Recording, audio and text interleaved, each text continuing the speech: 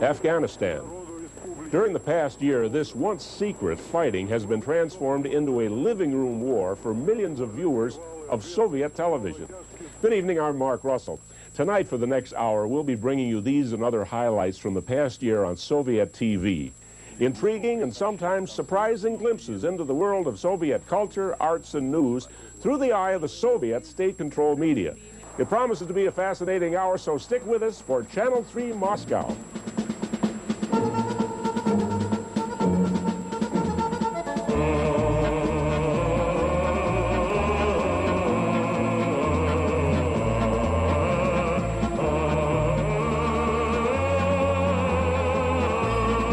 Channel 3 Moscow with Mark Russell, made possible in part by a grant from the Corporation for Public Broadcasting.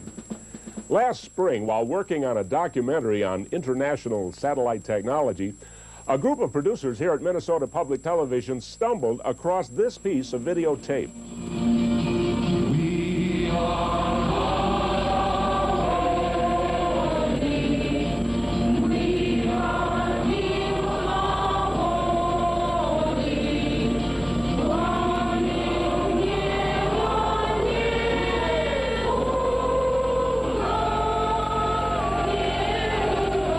The flickering images were from Soviet television, showing a class full of Moscow schoolchildren struggling with the American classic We Shall Overcome, accompanied by a scratchy recording of folk singer Pete Seeger.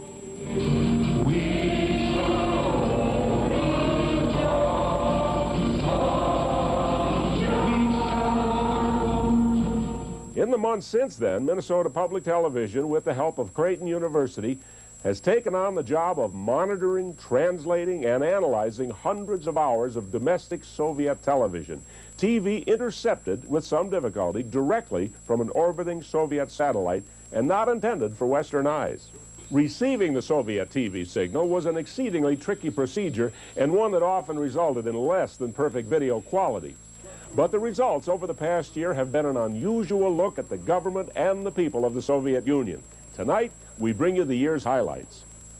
We begin with a look at how Soviet TV reflects culture and entertainment in the Soviet Union, everything from popular music to game shows, and one very visible element of Soviet culture is ballet. As we see in this first story, even children in the Siberian city of Novosibirsk must start early in the pursuit of a career in dance.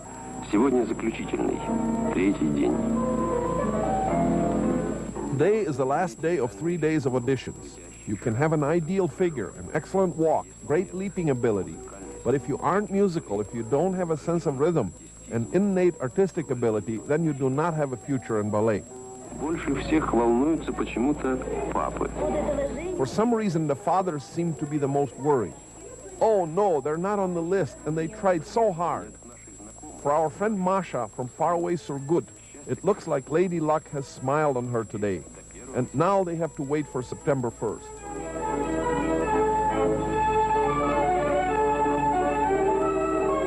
While many Americans envision Soviets as being rather dull and humorless, we've seen several reminders this past year that the Soviets laugh at many of the same things we do, like this stand-up comedy routine about dieting.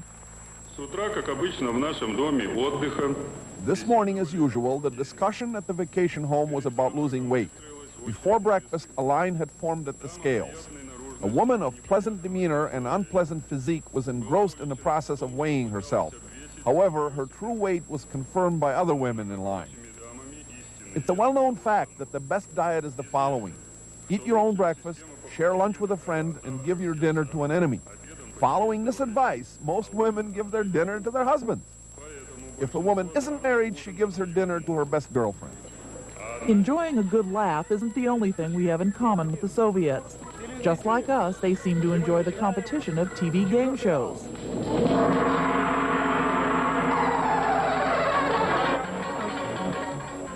And now for the fourth round, the compositions of the Swedish anti-fascist writer Lagerfest. The score is 2-1. The televiewers are leading. We're starting the fourth round.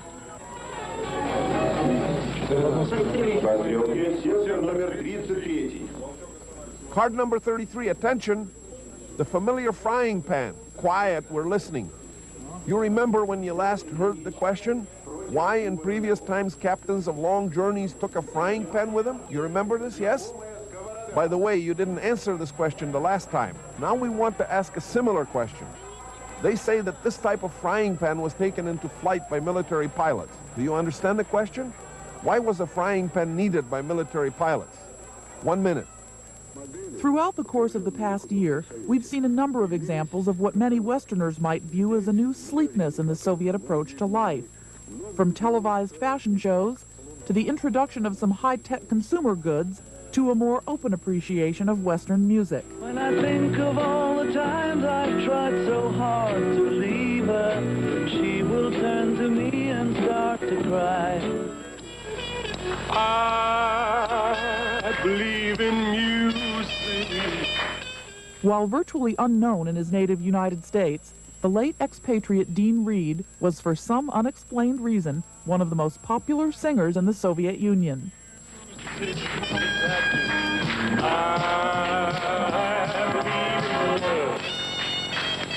But while Western influence, especially in music, may be growing, it is not yet universally accepted. On April 15th, for example, we saw this sarcastic exchange about the value of Western rock lyrics. Let's look at another group, Twisted Sister from New York City, that is mentioned in this letter. They are especially popular. The leader of the group is the guitarist-singer Daniel D. Snyder. I'll show you what he looks like. Here is the cover of the American magazine Rock World. That's him on the right. He looks like some kind of strange being, maybe even resembling a female. In my opinion, it's a totally revolting spectacle. You can see the kind of situation where fans of hard rock become animals. They are quite aggressive and very dangerous. Having learned the kind of music offered at rock concerts, the metal fans play out the music's message on the streets. They form gangs and frequent areas populated by minorities and foreign workers. As you can see, all of this begins with the music of hard rock and heavy metal, and it ends with the beatings of perfectly innocent people. Finally, while politically charged music is rarely seen on Soviet TV, this peace-oriented rock video was one interesting exception.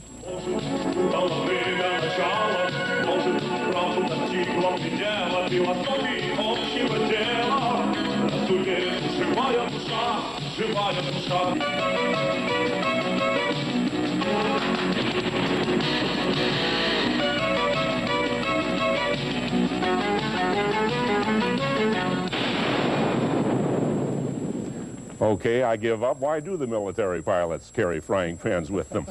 Well, joining me here to talk a little bit about what we're seeing tonight are three Americans familiar with the Soviet Union, its culture, and its history. Harrison Salisbury has traveled and written extensively about the Soviet Union. He's also former Moscow bureau chief for the New York Times. Nick Hayes, an author and professor of Soviet studies with Macalester College and Hamline University in St. Paul, Minnesota. Angela Stent heads the Department of Soviet Studies at Georgetown University in Washington, D.C. Also with us is Jan Smaby, who has for the past year been a part of the team in St. Paul engaged in monitoring Soviet TV. Okay, are we all in agreement now? They're absolutely correct about punk rock. Well, who knows? I mean, the point is, Jerry Falwell would agree. A lot of conservative Americans would agree. But the problem is the Soviets, rock has become a big controversy in the last few years. And they want a different image. They want a younger, more hip, European-type image. And therefore, what sort of rock is going to be acceptable? Some nice, cleaner stuff, Dean Reed, wholesome, but okay, they lumped in Elvis that was unfair. with Twisted Sister. Right, and, do they not know there is a difference? My only explanation for that is that's some sort of old grudge from the Khrushchev era. I don't know why they slipped him in that spot. I think what Nick's saying is very important. That we mustn't forget there's really been progress. 24 years ago, Khrushchev denounced Western pop music in words that are unrepeatable on primetime television. Now they accept the Beatles. True, Beatles are now almost classical music here. On the other hand, one sign that is not progress, which I of course have to mention here, is the fact that the Twisted Sister lead singer was described as some alien, strange being or like a woman. I noticed that. Well, now they had film that obviously didn't coincide with what they were talking about. In other words, you had Twisted Sister, and it looked like old film from the '60s. But often, you know, that's what they do. They throw them all together, and they put a stamp on it. The fellow doing it really doesn't know the difference. He is an old-timer that doesn't know the difference between one kind and another. And the other thing which they often do is they take an example and say, look at how horrible this is, just listen to it.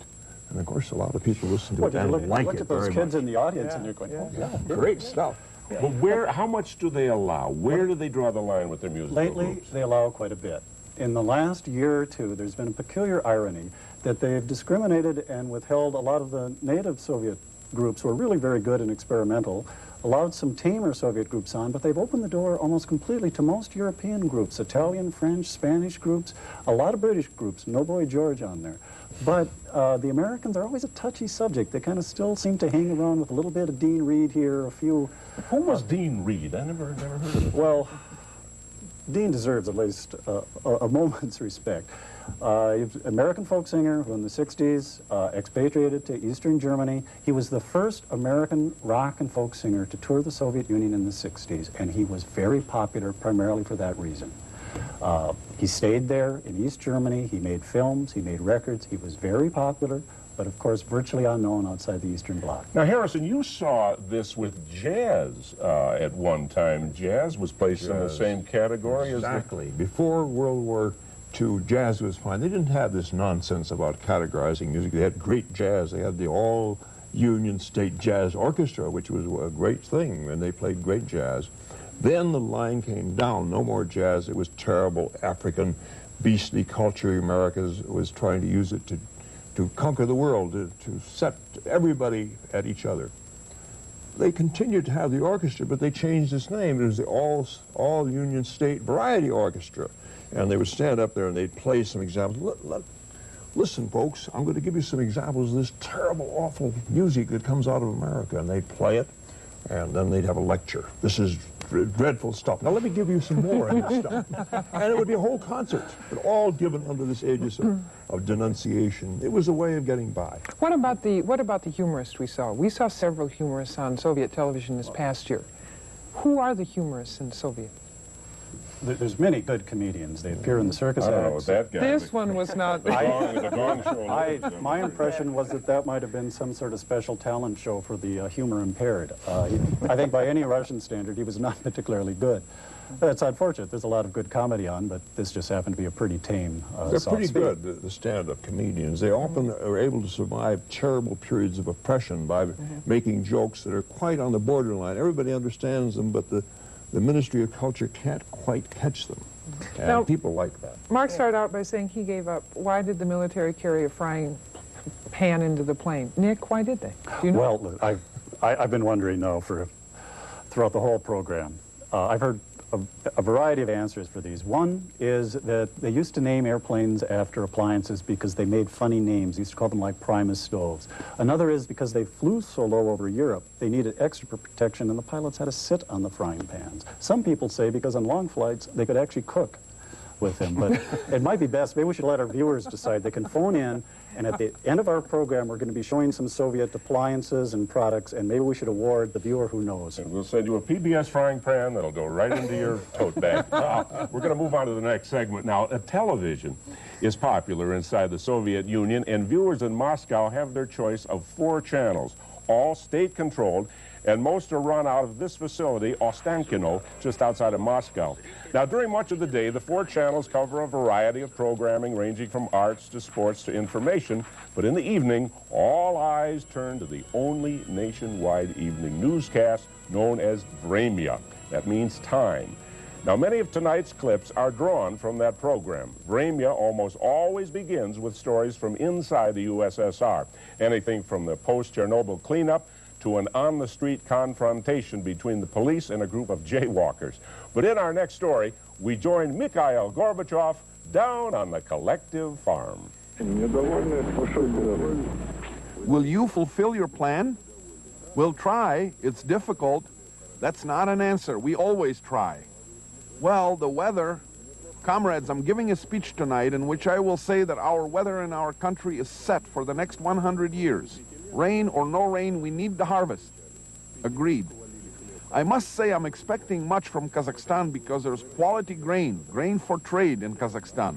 Grain is an all-union problem here in Kazakhstan.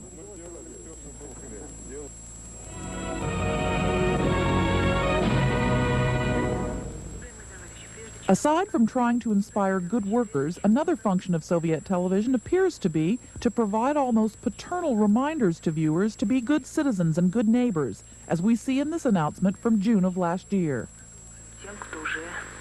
Respected comrades, before continuing our programs, we remind you to maintain quiet in these evening hours. Please turn down your televisions, radios, and tape players so you won't bother those who are already resting. Don't forget about our other ongoing request to economize on electrical energy, gas, and water. As opposed to television in the West, Soviet TV news doesn't spend a lot of time covering natural disasters within the country. But on April 26th, one very unnatural disaster put Soviet TV news to the test. The nuclear accident at Chernobyl is not the kind of story Soviet television could completely ignore.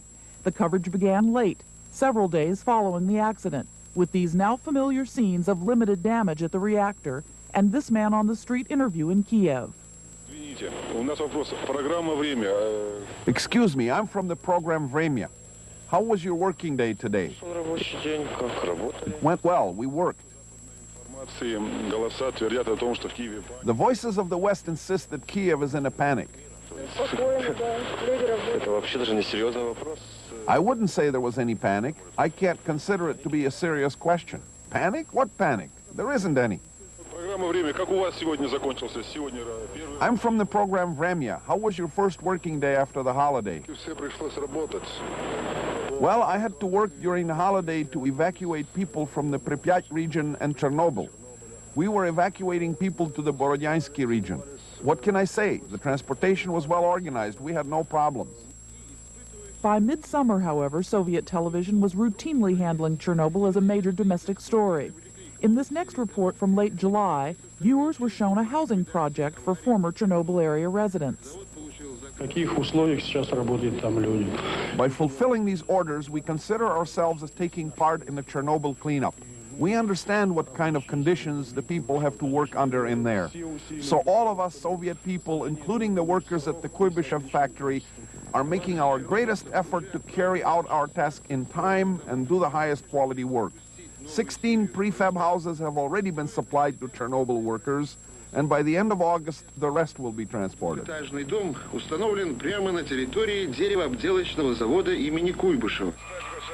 disaster at Chernobyl notwithstanding, Soviet TV now seems to be providing more open coverage of technology. During this past year, even Soviet space missions, once cloaked in secrecy, were broadcast live. Can you hear us? We hear you. We hear you very well. Yesterday at the press conference, you said you just wanted sleep. Do you manage to sleep well? Yes, we always do.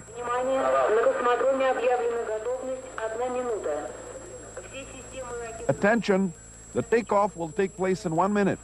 All rocket systems and connections with the Earth monitoring system are fully ready for takeoff.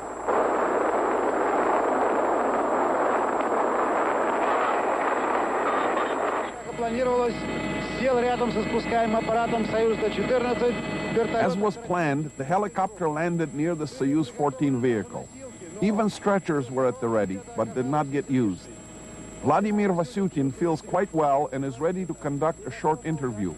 The second cosmonaut, researcher Alexander Volkov, sat down, followed by the third, cosmonaut Viktor Solenik. How are you feeling? I'm feeling all right, the way I should after a landing. I am very happy to see people. It has been just the three of us for so long, it is nice to see so many people. Was your work successful? Well, not quite. Well, what can I say? The flight is over, much has been accomplished. I'd like to keep working, but we can't stay up there forever. Another regular element of Soviet television that frankly surprised us was chess coverage, featuring detailed move-by-move analysis. Король Е8. Единственный ход, потому что ладья D6 проигрывает немедленно после хода ферзь Е5. The deciding factor in the game came after 56 moves, when the white attack became even stronger. Although the black king was able to move successfully toward the center of the board from a dangerous situation, the white position was overwhelming. Finally, one item from this past year really surprised us. Moscow pedestrians being stopped for jaywalking. The offense may be common, but we were amazed by the hostile exchanges between citizens and police. Where do you live? On the Black Sea. What do you mean the Black Sea? Where do you live? We came here as tourists. Where do you work? On a state farm. Why do you break the pedestrian laws? We didn't know where to cross. How couldn't you know? Well, we just didn't know. Where do you work? Can't you answer? No. Why? I don't want to. What do you mean you don't want to? This will mean we'll fine you. Well, go ahead. I'll check on this, and at work they'll make a note of this and talk to you. What factory do you work in? Factory number 2. What is your job? Day laborer. This means that we'll write you a fine at the factory and they'll check up on you. We're still catching our breath after the chess match there. Listen, Russian national television, a jaywalking worthy of all that coverage? Well, for Americans who think that there's never anything negative on the Soviet media about the Soviet Union, this was a wonderful piece. I mean, it's a typical popular Soviet piece, and the sympathy goes, why is that policeman picking on that poor lady from the Black Sea? And you see a worker lipping off to the policeman. A little bit of open social disobedience there. I'm from Minsk. That's the way we walk. Don't bother me. Now, is he? How much trouble is that guy in? He seemed very upset. He's going to pay a fine. He's going to pay a fine. There may be a slight message there too, in that why aren't you at the factory? Why aren't you at the factory? I think it's 5 rubles or 3 rubles or something like that. Usually they just pay it on the street, and they love it. It's street drama. The Russian life is not that interesting. I was there many, many years, and every day, crowds would gather on the street for just exactly that scene. I've seen it 100 times. People love it. The crowd gathers. They go back and forth, and they all jump on the militiaman, every one of them. What do you do? Real policeman. Real policeman. He was a central casting stereotype of a Russian. But no, the women were laughing at him. That's right. The man wasn't. Now, why was that? He was just being nasty to him. That's all. Well, the women are used to dealing with quote-unquote young men like him, probably. Right. By the way, in terms of jaywalking, also when it happens to a foreigner, and they do accost foreigners sometimes and try and ticket us, again, one gets crowds, and usually the crowds sympathize with the foreigner and not with the militiaman. Now, when Americans go over there, so often they come back and say, there's no crime, you can walk around the streets at night. Oh, there's quite a lot of crime. It's not on the scale that it is in this country, but it exists, certainly in the outlying areas of some of the cities, within the cities.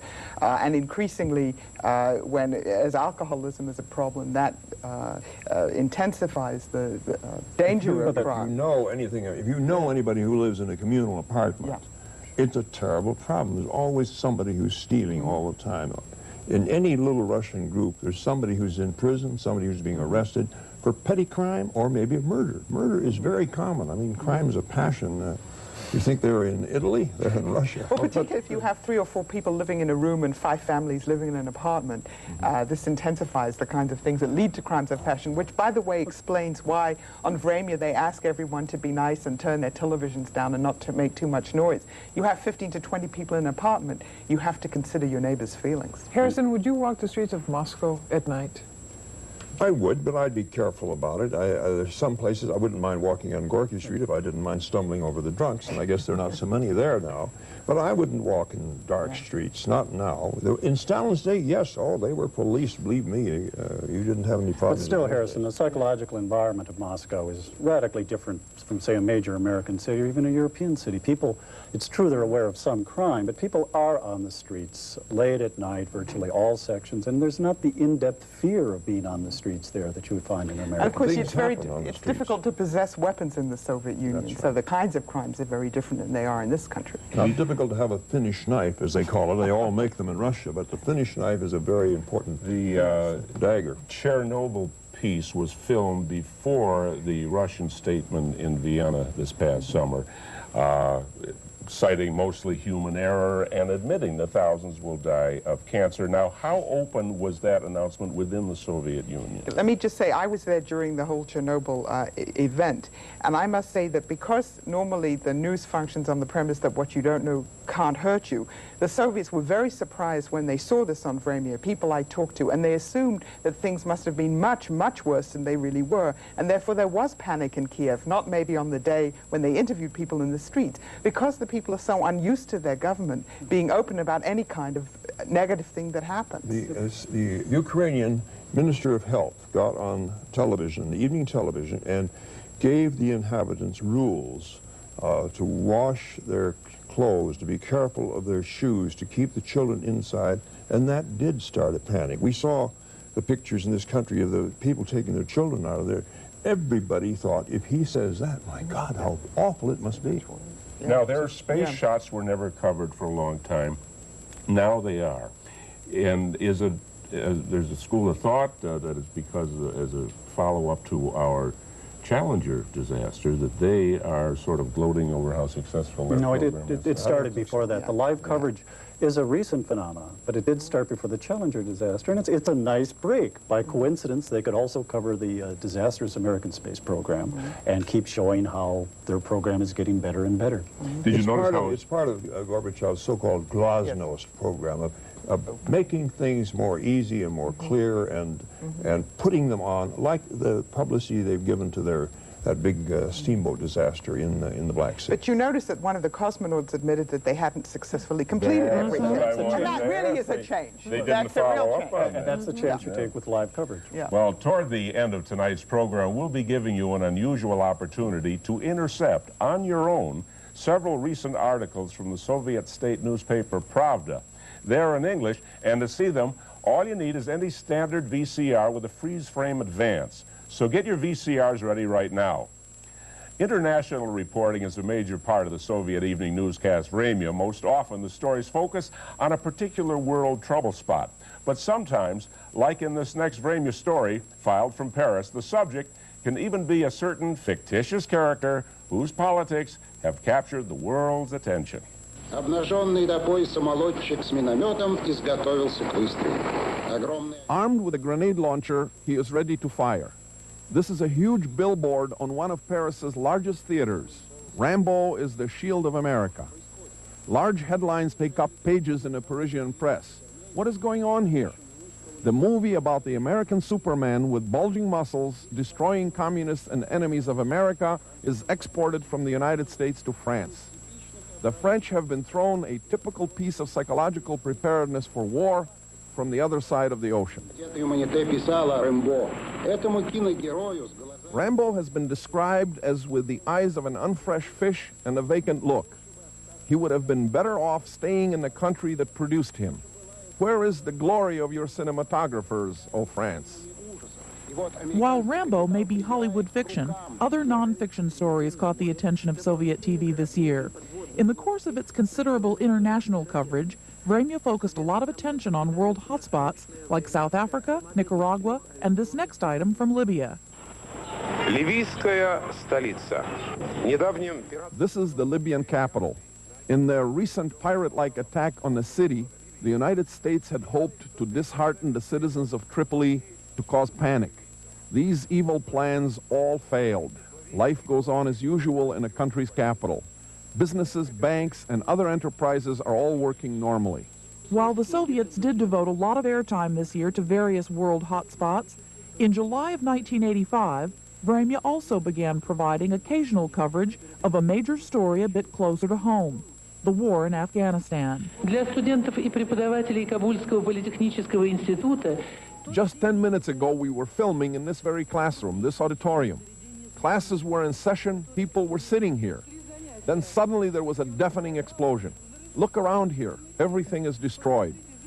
All of the students and the instructors ran outside. There are many wounded.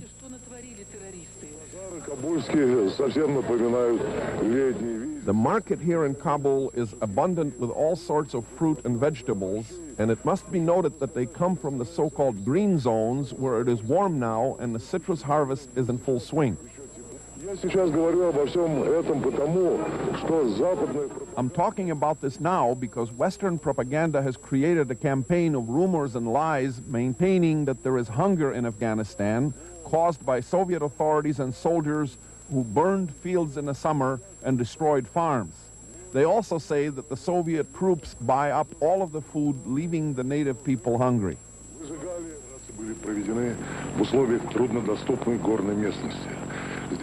These operations were carried out in mountain regions which are difficult to reach. Here in the foothills along the Veroshonkin-Dokuzhe ridges, which are always under snow, reconnaissance forces discovered caches of weapons and equipment fortifying the region where the rebels are. The success they had in fulfilling their task was determined by their quickness, the skill of the helicopter pilots, and the fighting determination of the Afghan landing troops. The air attack was so swift that, as you see here, the Dushman literally threw things and, in a panic, ran down over there. And look, when I got here, the teapot was still hot. Прибывшая в Центр космических полетов имени Кеннеди на мысе Канаверал, штат Флорида. In their reporting of world events, the Soviets feature extensive coverage of the United States. One of the U.S. stories that got a lot of attention earlier this year was the tragedy aboard the Space Shuttle Challenger. While the Soviets' initial coverage of the disaster was straightforward and sympathetic, by early February the tone had changed. Отложены в связи с катастрофой космического корабля «Челленджер». The Challenger accident exposed the extraordinary danger of militarizing space. If the United States doesn't draw this kind of conclusion from the Challenger tragedy, there awaits an explosion in the future similar to the one that destroyed the Challenger along with its crew. The main difference will be that this explosion will cause the entire Earth to burn. In another story related to the U.S., Soviet television aired last spring a lengthy documentary about the American Nazi Party. The underlying message here appears to be that this group founded on hatred is allowed to flourish in the United States.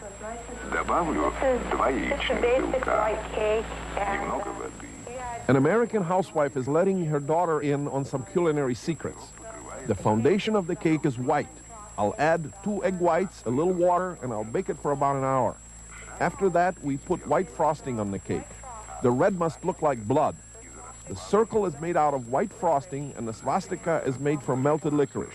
And then you put on the red frosting so it will look like a flag. Today, the Nazi Party of the White People of America has branches in 30 American cities and in military posts, too. The racists have patrons in the business world and in politics. Samantha Smith. While Soviet television broadcasts routinely differ from Western media in emphasis and interpretation of the facts, every once in a while this past year, we came across items that were verifiably untrue. One example was this story from February 28th on FBI's surveillance of Samantha Smith. Пришли авторы документальной передачи, подготовленной телевизионной компанией KRON в Сан-Франциско. The American schoolgirl who was internationally known for her plea for peace and who died in an air crash last year was kept under close watch by the FBI for a long time. This conclusion was reached by the makers of a documentary film at the KRON television station in San Francisco. The FBI, frightened by Samantha's peace mission to the USSR, followed her tormentedly, according to KRON. Национальной обороны и внешней политики. Город по имени Балтимор. 1,5 часа езды от Вашингтона. Of all of the stories about the United States that we saw on Soviet TV this past year, most of them served simply as general indictments of American foreign and domestic policy. One good example was this look last October at the people of Baltimore, Maryland. I'm from Moscow TV. Can I ask you a question? What would you do if you were president of the U.S. for one day? Would you change anything? Leave things as they are? Of course I would make changes. I would give people jobs. That's what I would do.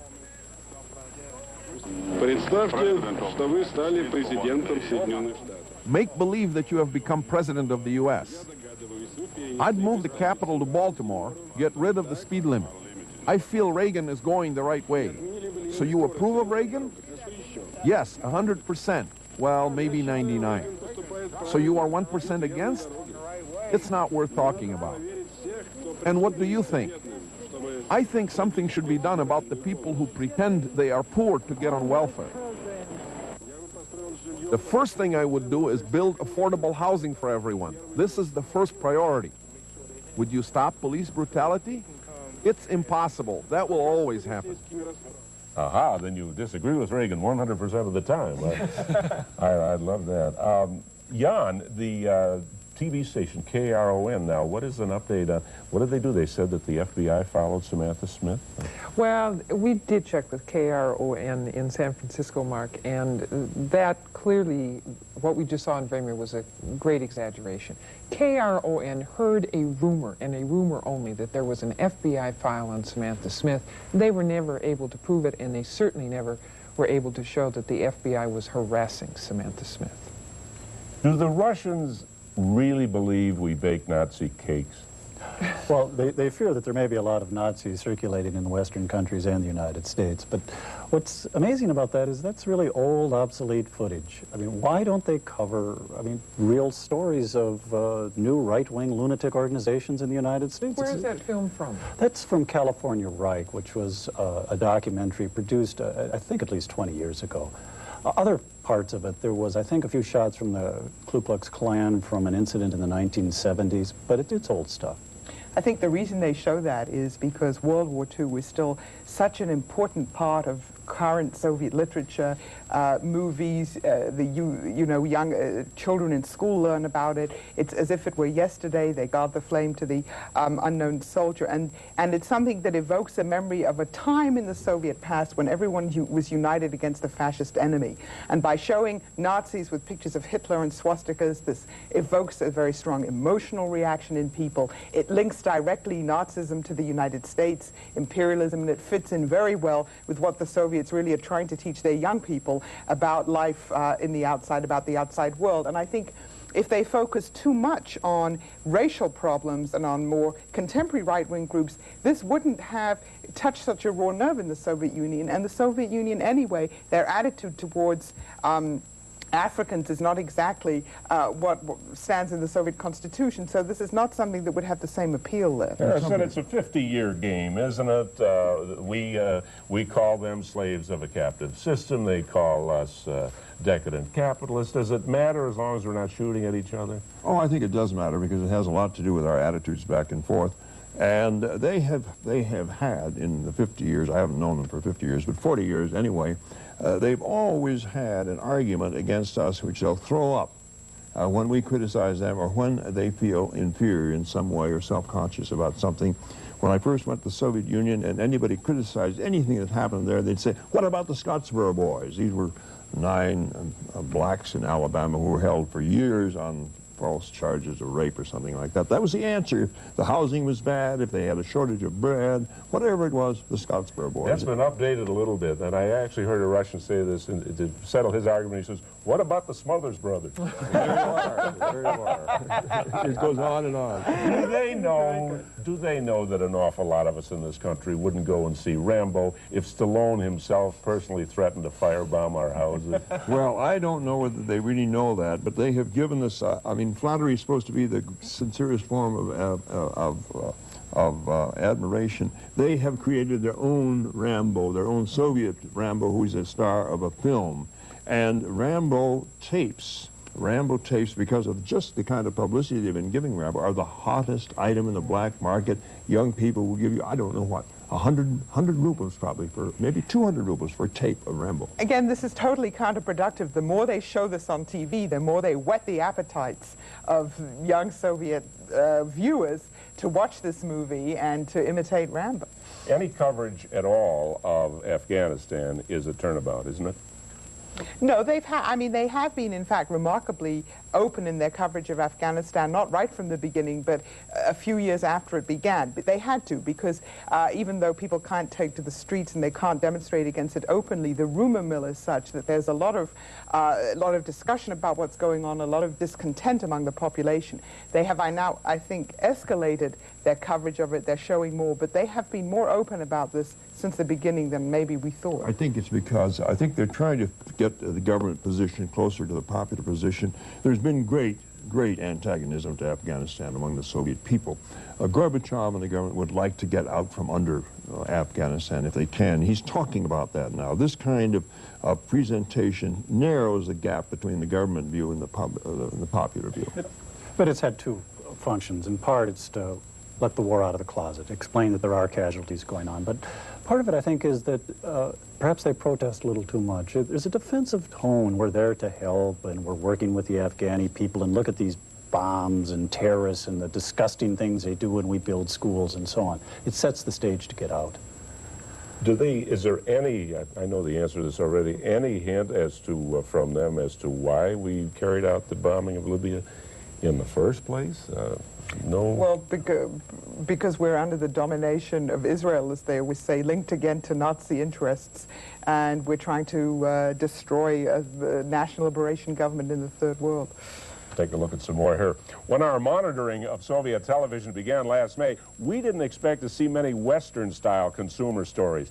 But frankly, we were surprised by the range of consumer items that did show up. From reports on the newest Soviet automobiles, to investigative stories on shoddy construction practices, to this, shall we say, rather low-budget commercial for shortwave radios. It works good. I can't complain. Can it get shortwave? At night, I can get all of Europe. But it is so tiny. It's great that it's so small, you can just stick it in your briefcase on the most varied jobs. I've traveled half the Soviet Union with it. At night, you're sitting in a hotel and you can get everything.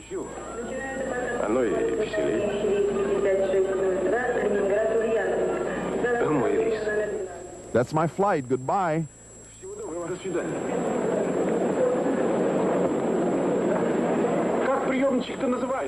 What's your radio called?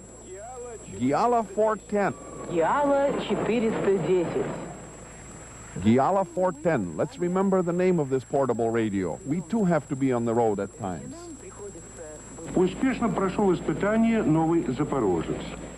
While Soviet television does contain what to most Westerners would appear to be commercials, it also features longer product demonstrations. This report from last November 3rd celebrates the introduction of a new model of automobile. The tests on the new Zaporozhets were successful. Today is its first appearance for our viewers. The ZAS 1102 will differ considerably, not only from the one produced today, but will also be a front-wheel drive automobile. This has been implemented on the 8th model of the Zhiguli and is also being used in other cars. Mid-sized front-wheel drive cars will be in a majority over the next 5 years. As a passenger, I can say that I'm more comfortable in this car. It seems that the ventilation will be much better in this car. The system of heating and cooling is certainly more effective than in the old model. And not only is it just the heating, it is for the comfort of the passengers. You can regulate the direction of airflow of the cooled air or warm air. There is only one windshield wiper. Yes, there is only one. This is dictated by the fact that a higher angle windshield was used. Let's turn it on and show the people. The higher angle glass and the one wiper simplify the construction, but make the wiper no less efficient. And in the back there's one too. You could move a refrigerator in this car. That last comment about moving a refrigerator was only one of a bewildering array of refrigerator references we've seen on Soviet television this year. There have been stories about everything from refrigerator maintenance to the history of the popular ZIL model. These shots we filmed at the Likhachov factory today when the 4 millionth refrigerator was being assembled with the brand name ZIL. 35 years ago, this factory turned out the first home refrigerator.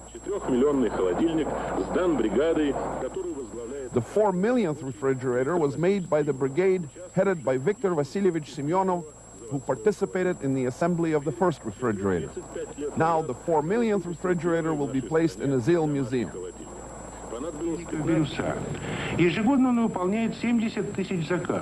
The past 3 years on Krasnodarskaya Street, the Center for the Repair of Refrigerators, Biryusa, has been in operation.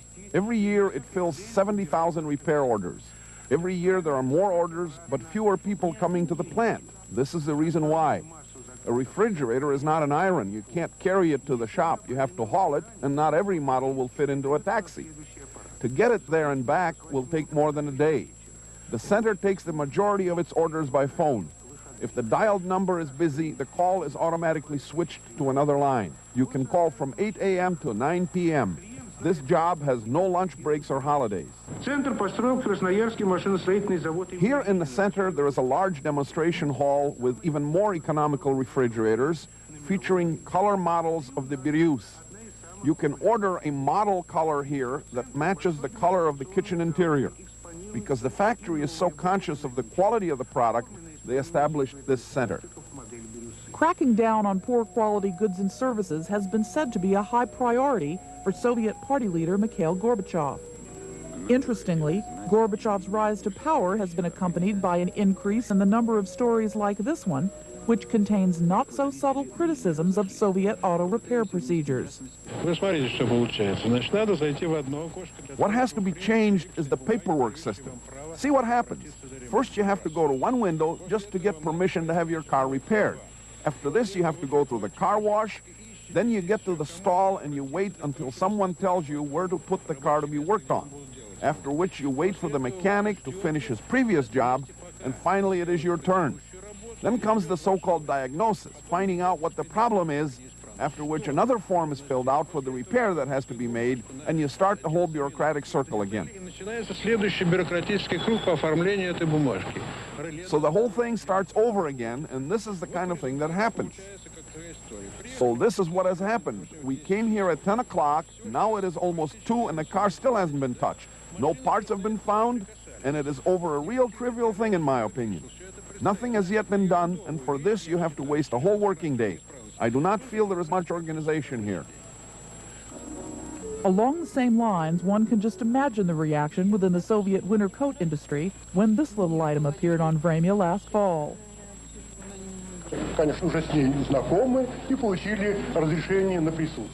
Our first question is to the director of the Universal Store, Lydia Nikolaevna Ivanova. Could you please show us those winter coats that are currently being advertised to our viewers? Are you kidding? These kinds of winter coats couldn't be in a store. We have them only on very, very rare occasions. We simply aren't getting them. They don't give them to us. We don't have them anywhere. And now I have a question for both the buyers and the sellers. Tell me, what kind of coats do you dislike and which shouldn't we advertise? These coats are too heavy, the nap is too long, they're too expensive. 260 rubles. You can buy a better coat for that kind of money. Would you like this winter coat? No, I wouldn't. Well, I think that the workers of the Vimpel and the Salute factories are listening to us and will take measures to improve the quality of their goods. But probably the most scathing consumer story we've seen on Soviet TV in the past year has been this report from February on shoddy construction practices. Its investigative tone and confrontational style would have made Mike Wallace feel right at home. Anton Pavlovich, you have just completed 149 apartments. You see the new tenants moving in. How do you feel about this? I feel satisfaction. How would you rate your work, especially in terms of quality? The quality of our work will be determined by the tenants. So let's listen to their opinions. Our film crew spent time in many apartments, and what you will see and hear now are typical reactions. Here's an example. You open a cupboard door and it falls off. There isn't one shelf in this cupboard. Some kind of builders. What are we supposed to do? Steal the shelves? I think that the builder feels that you ought to be grateful just to be in a new apartment. The amount of work and repair the new apartment may need is none of their business. You call this quality? We will never find wallpaper that'll match this, so we have to change the wallpaper in all of the rooms. Here the linoleum is bad and there's water on the floor, so the linoleum has to be fixed too. The doors and the windows don't open. They all have to be done over. The simplest things don't work. I feel shame for the builders. Everything they do is slapdash. Don't they take any pride in their work? We played this tape to the foreman of the building crew. What do you say to this now, Anton Pavlovich? I have nothing to say. He was sentenced to 10 years in one of his own apartments. In this country, a story like that, the investigative reporters, the local television, they find these things, and then they air it, and then they go to the government and they say, look at that slumlord, what are you going to do about it? Now, how did that story get on the air in Russia? I think what probably happened is that at a local level, and when one's discussing economic questions, particularly under Gorbachev, it's quite acceptable for people, ordinary people, to write to their local newspapers, to complain to their local Soviet, the local government, about shoddy construction, about bad housing, as long as they don't criticize the system as a whole, as long as they don't criticize the leadership. This is probably how that story got on the air. And then someone much higher up decided to make an example of this particular luckless Anton Pavlovich and his housing development. It could have been anywhere in the Soviet Union, and this is how it got on the radio. I think it's a little bit of a, I disagree just a wee bit. I think every day the authorities get hundreds, if not thousands, of letters complaining about apartments and everything else that's wrong in Soviet life. A decision comes first up at the top at Gorbachev or in his secretariat or in the Central Committee. We're going to do something about this. We're going to make an example, and maybe we'll shake things up a little. So they take out of this mass of cases this one unlucky fellow, and boy, he gets on Vremya, and that's it. He might be today. I wouldn't want to be in his shoes. Building shacks in Siberia, maybe. Really? I don't know. I think that he certainly will have lost his job, as Harrison said. He may still have a job, though, in some place in Moscow. Yes. Moscow is dozens of, now hundreds of building trusts. Someplace he's got a friend who will look after him, not in such a good job. Or he's doing work on the black market in his spare time. How effective is such an expose, though, of shoddy workmanship or false advertising? I've seen these exposés, I guess, for 40 years, and the conditions are not any better. What is this thing they have about refrigerators? I got the opinion that a refrigerator repairman does not make a house call in Russia. Oh. This is the final victory of the kitchen debates with Nixon, where Khrushchev said we're going to have better kitchens than you, and so the obsession with the refrigerator was actually seriously a symbol in the 50s and 60s of a better way of Soviet life. You notice they said they've only been manufactured for 35 years. Refrigerators have always had a special aura in the Soviet Union, maybe because it's so cold there, I don't know what, but when they first began to make them, you'd go to the theater, and in the set of the luxurious bourgeois writer, the refrigerator had the place of prominence right in the middle of the set, and on either side were the pictures, two pictures of that famous portrait of the Three Bears. But Mark, that was really living. We saw refrigerators on Vremya constantly throughout the past year. Is there an oversupply, Nick? Well, that's the cynical interpretation. It reminds me in the early 70s, they had a number of promos for televisions, too, and the prices went down for TVs. And, of course, the explanation was they had an oversupply, and perhaps the Beerus is an oversupply, and you can get all the colors you want now, and even find a car that can move it. The sales lady in the Furrier shop I found quite charming. I know a KGB agent when I see one. What was that, bait and switch? Of course we don't have it, just because we advertise. Well, again, this is, it's gone on before. My impression is it goes on more under Gorbachev. You come down very hard on shoddy quality, on not delivering the goods to the population, and you blame, in this case, the fact that although these things are advertised, and we saw those lovely advertisements for the radios and for the refrigerators, in fact, you can't get them. I think in the case of the coats, everybody watching that in Moscow said, oh, how naive. They go to the back door. They're under the counter. Of course you can get them for 50 rubles extra. Now, you've all been there, and you were seeing more of these than I will. You were chuckling among yourselves at the references to the telephones and so forth. I think the funniest thing was the man who tried to get his car repaired legally at the store. I mean, any Russian watching that who has a car would say it serves the poor man right if he tried to do it legally. Everyone gets their car repaired under the counter. They pay extra to the serviceman. Otherwise, your automobiles are never repaired. And they laugh at the telephone service because they know you can call all day and nobody will answer. And I think the other thing to point out is it's beautiful to have that wonderful promotion for the new automobile. Is anybody going to be able to afford that? Or even if they could get one, very few people. It's nice to see on television, but it's not something that could be part of the ordinary person's life. Harrison, they're sending this stuff over here, not that it was discovered accidentally, as I said at the beginning of the show, but there is a degree of self-criticism of their media over there, is there? Yes, there is. There's a lot of criticism, and Gorbachev has put the heat on the media, actually, for not being more sharp, not being up to it, not being more realistic, and even on big things like Chernobyl. There was a hell of a blast at the media. This very program, Vremya, for being slow, for being shoddy, for not getting to the heart of the issue. And believe me, things have picked up. If you watch Soviet television now, you'll see very good coverage on Chernobyl. Before we go, you may want to try something that we mentioned earlier in the program.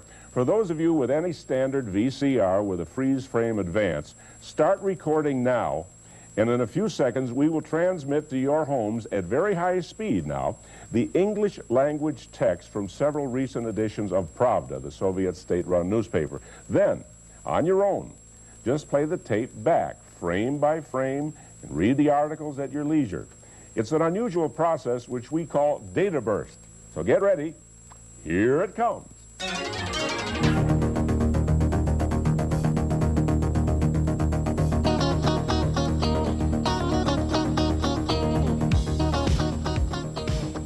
Well, that's it for Channel 3 Moscow tonight, and we'd like to hear what you thought of it. Just give our answering machines a call anytime during the next few days at this number, 612-642-1980. It'll be a toll call, so dial carefully. That's 612-642-1980. For my colleagues here at Channel 3 Moscow, thank you very much. I'm Mark Russell. Good night.